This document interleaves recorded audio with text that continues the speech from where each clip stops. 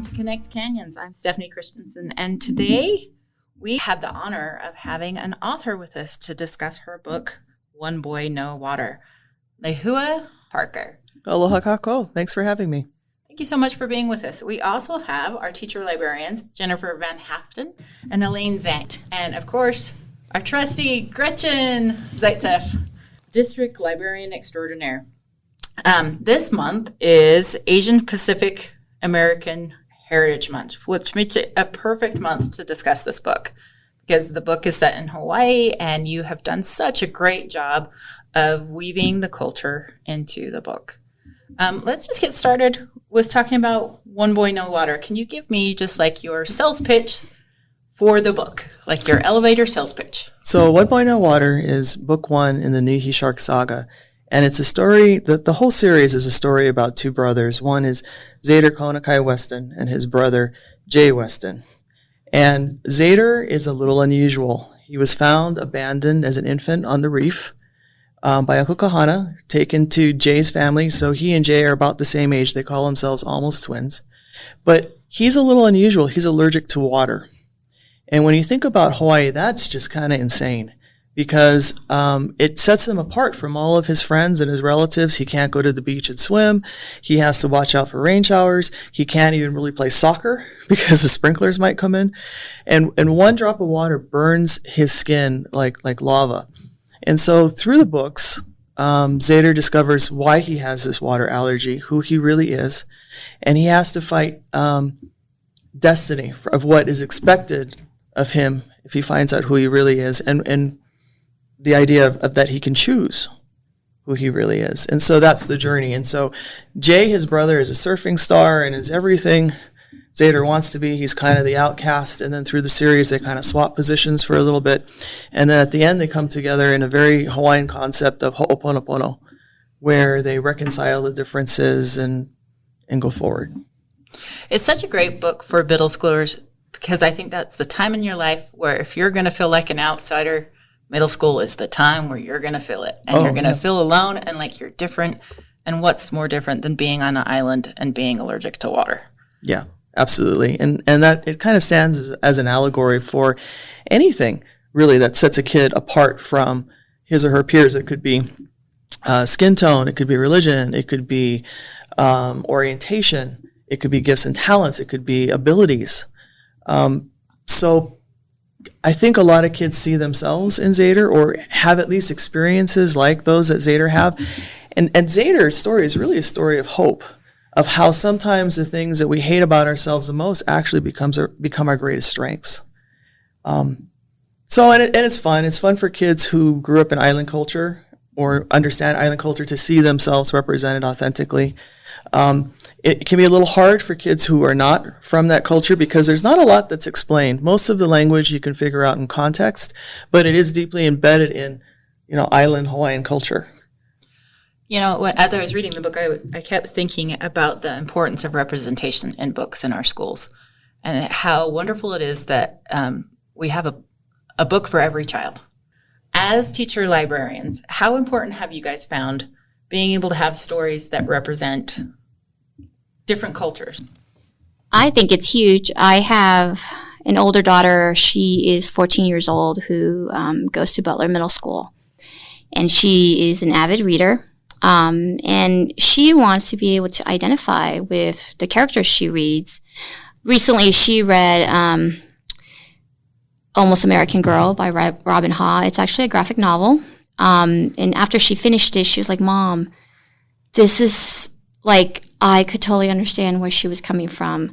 It's about a middle school student who came from Korea, 14, didn't speak English, which that wasn't an issue for my daughter, but going to a school in Alabama where this girl didn't see any faces that looked like hers, that couldn't identify with her trying to fit in, I think was very powerful for my Zoe.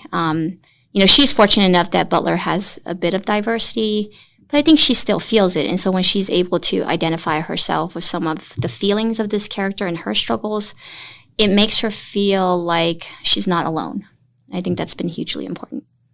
And that's why I think characters need to represent all the different students that we have in our building.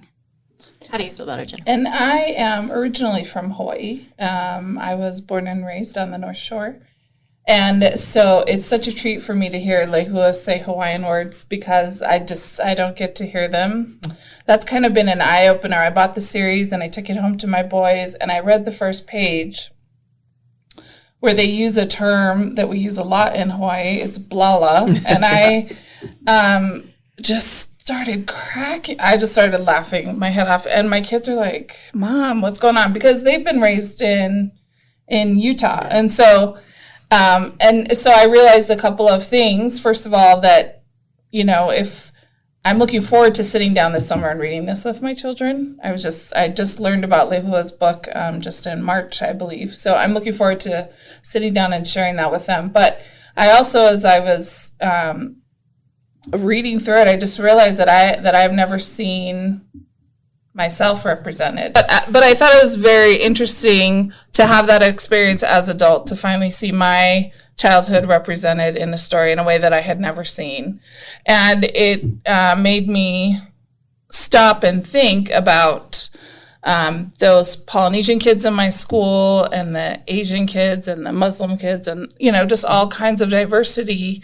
And just like Zoe, I know Zoe very well, just to see that represented back at you is a gift. And sometimes I don't know that kids even realize that they're missing that, if that makes sense, because they're just so used to walking through their day in the world that they're in, and they don't, it's a little bit of kind of like coming home, like when you open up the book and you go, oh, there I am, and I don't even know that kids I think you really hit the spot on that. I don't think that kids do until they actually pick up a book and then read themselves in it. And then you're like, wow, this is what I've been missing. Yeah. I didn't understand that. Or now I can relate. Or now I understand where my feelings were coming from, or what my struggles were, and so forth. Until you actually pick up a character and say, I totally understand now. How magical is it to be able to read a book and understand that maybe I should have some sensitivity to the fact that I'm seen everywhere, Sure. but others aren't. It goes back to the mirrors and windows idea, right? A book will either give you a window into somebody else's life, or it mirrors who you are. One of the other things that we do through library services is provide author visits, and Lehua had an opportunity to go to Brighton High School and meet with students who are in a... They were in their Peoples of the Pacific class, and so they were, I think, probably 99.9% had Polynesian heritage, and it was really fun to talk with the kids. We did a poetry where I'm from, where they took that poem and they made it their own, and we talked about books. We talked about the experience of being kind of a minority, and just had a really good time. I read from some of my works, and again, it was a little bit of that head snap. You can write that. You can put that in a book, Yeah. and talk to them about the importance of their stories, of their words, and how the world needs to hear it. We all need to write our stories because only they know what it's like to grow up, part Tongan in Sandy or wherever it is. And the cultural pressures and gifts and all of that inform who they are. And we need to celebrate that as much as possible. Did you have some books for us, Elaine, that you felt really were great representations of different cultures? Absolutely. I could go on and on, right? I am just going to, and Jen, feel free to jump in with any, but there was a few that I've loved and read and just I think is a definite recommended read. My younger daughter, who is a reluctant reader, I brought home this book, Where the Mountain Meets the Moon by Grace Lynn. It is a fantasy, and it's very appropriate for third grade and up. And it's a story about Minli, a young girl who grows up in poverty in this place called the Fruitless Mountain because nothing grows. And so she's got this dream that was given to her by her father, who tells these beautiful folktale stories, folktales from China, so that she believes she can sort of earn back or make her parents wealthy because that will help make her mom happy. So she goes out in search of the old man in the moon because he grants wishes. And along the way, she meets these great characters, a tiger, a dragon who can't fly. So he follows her and so forth. I just remember when I brought this home to my younger daughter, I sat with her and I said, let's read this. I read the first chapter with her, and she took the book, went up to her bedroom, read it within an hour. And I have to tell you, I have made this recommendation to every reluctant reader. Not that this book should just go to a reluctant reader. It's just a beautiful fantasy story that gives you a really great glimpse into some of the Chinese folktales that are out there. But every reluctant reader has brought it back to me and said, can I have the next one, which is the Starry River? And so that would be one of my big recommendations. I have others, but Jen, if you have some, jump on in and I can. We've talked a little bit about reluctant readers, and I've been thinking recently about, in my head, I call them bridge books, the books that will get kids to move to another genre or take a different step in a different direction. One of the books that I've read, which I think a lot of reluctant readers, especially boys, would like, is called Zodiac Legacy. And it's by Stan Lee, and it's a story based on superheroes. So it totally has the superhero feel, but it's based on the Chinese Zodiac. And there are 12 people, and they all have powers according to the different parts of the Zodiac. And I think that's a good example of a bridge book where we're going to tap into kids who already like superheroes. And we're going to tap into Stan Lee, who doesn't like Stan Lee. And then we're going to learn about another culture, the Chinese Zodiac, which is very cool and very awesome. And we hear, it's one of those things, I think, where like kids are made aware of it. Some classrooms celebrate Chinese New Year, and, we have just bits and pieces of it all over, but I think it's good for a kid to kind of take that a little bit step further and go into it. And it's a real fun, action-packed book. So that's something I've been thinking about recently, is how do we move kids from one genre to the next, or one experience to the next? And I think that's a good example of a bridge book that, might grab kids. I think that there are so many ways that we can bridge popular literature with cultural books. A good example is fairy tales. I don't think a lot of people know that famous stories like Cinderella and the Little Red Riding Hood have retellings of other cultures. For example, Cinderella, I just did this with my ELA 7th grade students, where I pulled different retellings of Cinderella from all over the world. And one of the Asian ones is actually called Ye Shen Slippers. It's a Cinderella retelling from China. There's also Tam Cam, which is a Vietnamese retelling of Cinderella. And the story doesn't follow Cinderella exactly, because what it does is, obviously, it's going to change the cultural elements, like the slippers are going to be different. In Ye Shen, you're not going to get the glass slipper. You're going to have the embroidered slipper.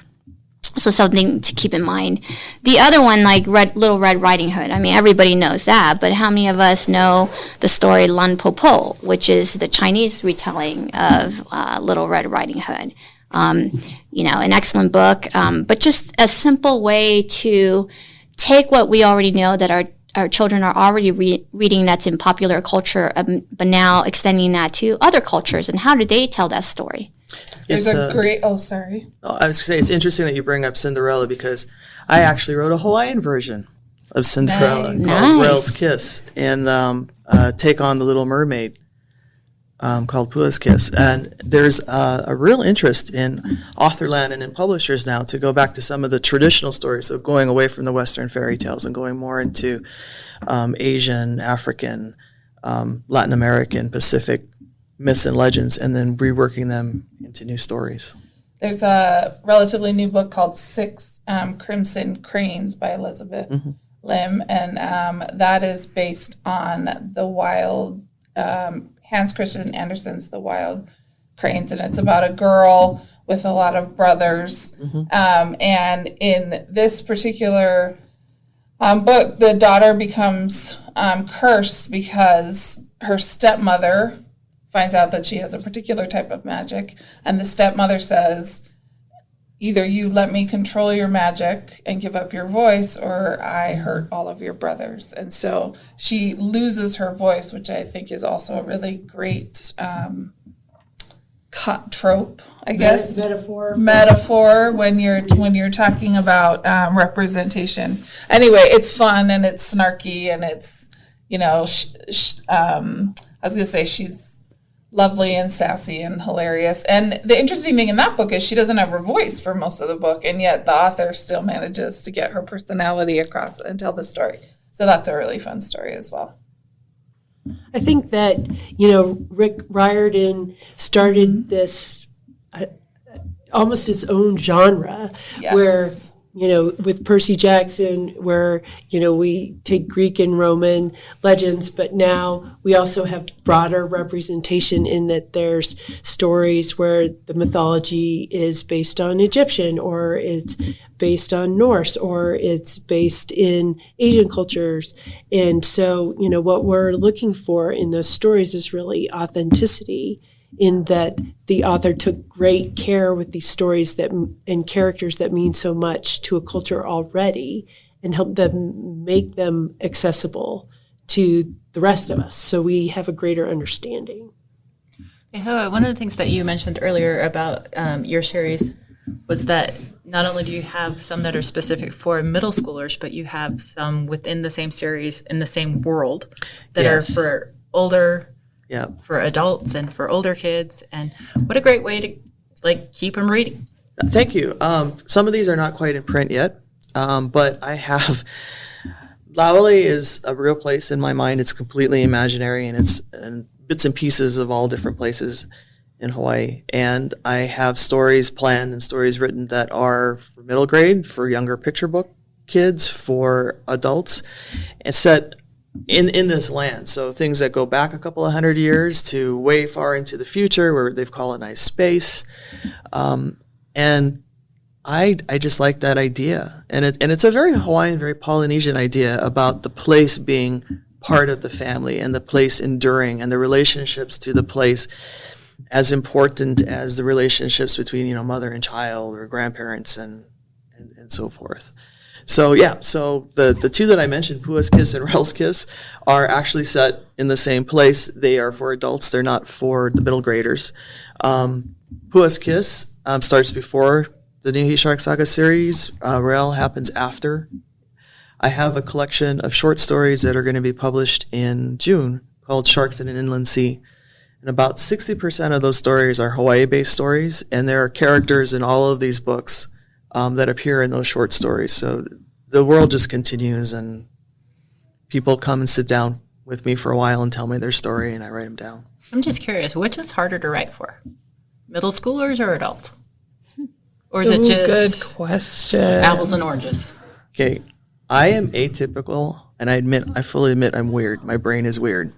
So for me, I have to know who I'm writing the story for, and kind of have a purpose of what I'm trying to say with the story, and then I try to turn everything else off and I just write. So it's the hardest is actually sitting down in my chair and making myself write. And if I plan too much, I get bored and I don't want to write it. So I am very much a discovery writer, which people will tell you is not an efficient way to be. And then you plop down all your books and say, mic drop. Well, then they always come back with, well, how much better would you be? How much faster would you be if you had used? Yeah. So no, it's really how much the story captures me, and who I'm trying to tell it to. And once I know that, it just goes, and a deadline, because if I don't have a deadline, the joke is, how long does it take to write a work? 3 weeks. It can be a sonnet. It can be an entire novel. It takes 3 weeks. It's just how it rolls. Wow, I'm impressed if you can write an entire novel in 3 weeks. Well, Very. Impressive. Yeah, but then there's revisions after. It all has to do with the deadline. It's quite literally the deadline is what it is, as Gretchen knows. One thing I like that Lehua has done is, she's changed genres, because we know specifically, I'm a middle school librarian as well, but this is true for adult readers. People gravitate towards the stories that they like to hear. And so Ellen Oh, who is Korean, she's wrote a variety of genres. I'm a big fan of scary stories. And so she has a series, it has 2 books out now called Spirit Hunters, and it's about, have you read it, Elaine? I have not, but she came to speak in ULMA last year, Yeah. and she was incredible. She's really good. Anyway, it's about a girl and her family. They moved from New York to Washington, D.C., and she notices some weird things happening in the house, and then her little 4-year-old brother starts acting really weird. And she also has, her grandmother comes and visits them, which I think is an awesome vehicle to pass on the cultural knowledge to the reader, because it does a couple things. It puts the main character kind of squarely in a world that the kids will understand, but then it also introduces this other element of culture. And for a lot of kids, myself included, that's, as I grew up, that's where the culture came from, was my grandparents, right? They're the ones who passed it on. So I really love that method anyway. And so her grandmother comes and helps her. And I'm not going to lie, it's a scary book. Like, I was like, oh, I like jump scares more than gross scares. And this was mostly jump scares. And I was like, oh, I got to put that down for a second. I'm going to walk around in the real world for a minute and remember where I am and that it's fine. But it's really good. And she has 2 books out, and hopefully another one will come out as well. But that's a really fun genre, because a lot of, again, going back to reluctant readers and introducing kids to books that they're unfamiliar with, it's always so helpful to have different genres available to. And horror in the middle school is huge. Very popular. It's huge. Very. If you tell them it's a horror book, they'll grab it. They're It's all so in. true. They'll grab it, right? Yeah.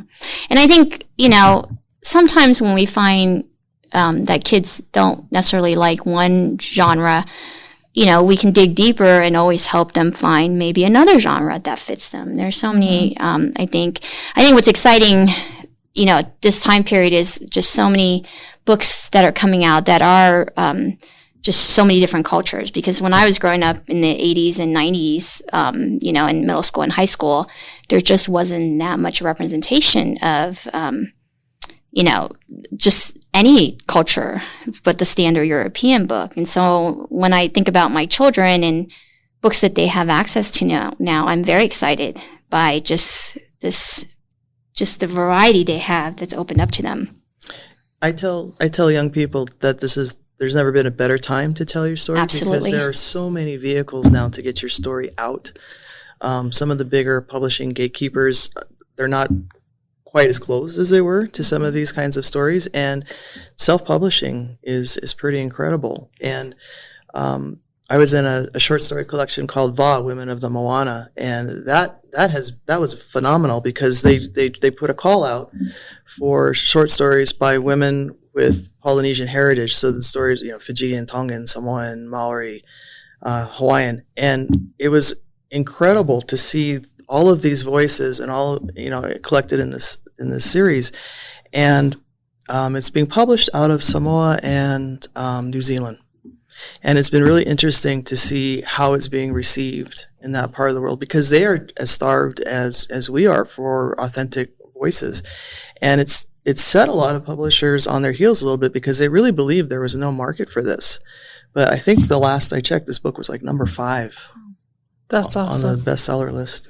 And I think Lehua brings up a good point, and I think Elaine would agree that very often, especially for Asian Pacific Islanders, well, first of all, Asians and Pacific Islanders are worlds apart. Yes, worlds they're apart. not the And same. it's a little bit of and then within each of those groupings, there are so many other cultures. So, I don't ever presume to understand, let's say, the Samoan culture or the Tongan culture or the Maori culture because I'm Hawaiian, so then that makes me an expert on their culture.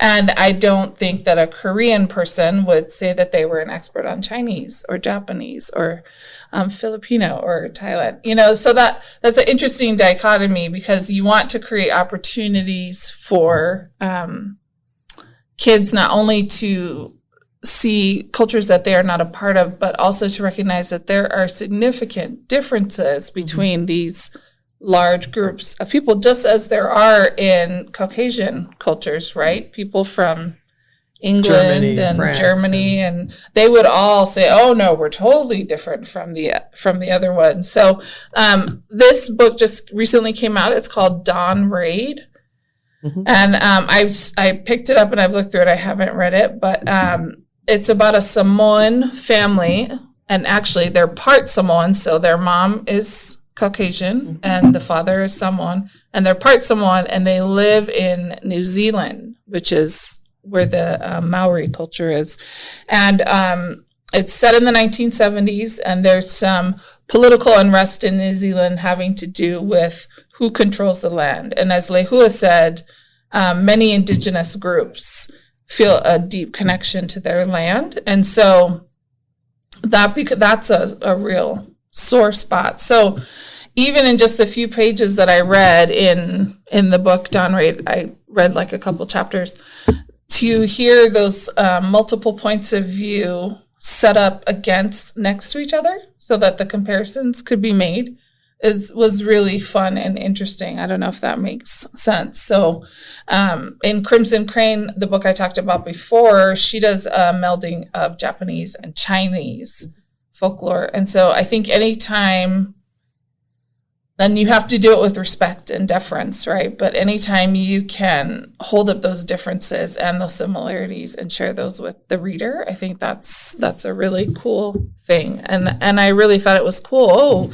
she's putting three cultures right up smack against each other, right? The Caucasian culture, the Samoan culture, and the Maori culture, which are all very different. And so I thought that was phenomenal. I enjoyed reading that and seeing that. And that book would fall under historical fiction, right? Yes, that is a historical And I think that's fiction. one genre that I think is a great example of if you want to understand a culture and its history better and the struggles and so forth. I mean, I can think of a lot of historical fiction that Absolutely. talks about just the historical struggles. But one, We Are Not Free, by Tracy Chee, she really draws on her personal family and cultural history to kind of retell the story of what it was like for Japanese families after the bombing of Pearl Harbor in World War II. I really like that she did this through 14 young people, so teenagers, and not any one character repeats. Every chapter moves from one to the other to tell what it was like to be moved from, at the time, Japantown in San Francisco to Topaz City, which is actually in Utah. So here is a book that's set in Utah, the internment camp at that time, and just how these tight 14 teenagers, how super tight they were pretty much pulled apart because the U.S. Forced these families to make a pledge of their loyalty, whether to the U.S. or to Japan, by filling out a questionnaire, and that pretty much divided a lot of the Japanese in their sort of allegiance. So that's a great one. I actually just finished Downstairs Girl. It is also historical fiction. So the other one, We Are Not Free, is more of a high school read, but Downstairs Girl is a middle school read, historical fiction set in 1890 in Atlanta. And this is about a Chinese American girl, 17-year-old. She's one of the few. So she obviously gets stared at, but this is about her wanting to be a writer, but she can't because during that time period, first of all, being female, you were given very few opportunities. And I think that's the other thing that's powerful about historical fiction. Like, sure, this book talks about the Chinese American experience of a 17-year-old, but when you actually read this book, this talks about so much more than just the Chinese American experience. It hit on the suffrage movement, the women's suffragist movement, right? It hit on segregation of the African Americans and so forth. And so when you tie all these together and you look at that historical period, it's just so powerful to see what people of different cultures were all struggling with, not just the Chinese American experience as well. And they're great books when I find a lot of times with my readers that if I can bring it into a real world experience, like go to Topaz. Like you can take a little drive and say, look, this is the location. And it is a very moving experience to go down there. There isn't much down there, but just knowing that that's part of our history was very powerful. And I think having kids experience and go to the actual locations when you can is a great way to connect them to their history. There's an opportunity to kind of use this two ways. So you can read the book and then go, or you can go and then read the book. But either way, those experiences help support each other in a growing understanding of what it's like to be different and how to reconcile the past with the way we want the future to look. And it's also kind of fun too, because there's this really cool thing called Google Maps. And even if you can't actually take the kids to these locations, you can give them a sense of what it might be to walk around, at least see it. And I think that can be very powerful too. Very much so. I think there's so many opportunities when you're raising a child that sometimes it's easy to like just watch a movie but I think that your kids are going to remember experiences like this much more than the video game you bought them or whatever. Not to bag on video games, they have their place, but it's just a great family event.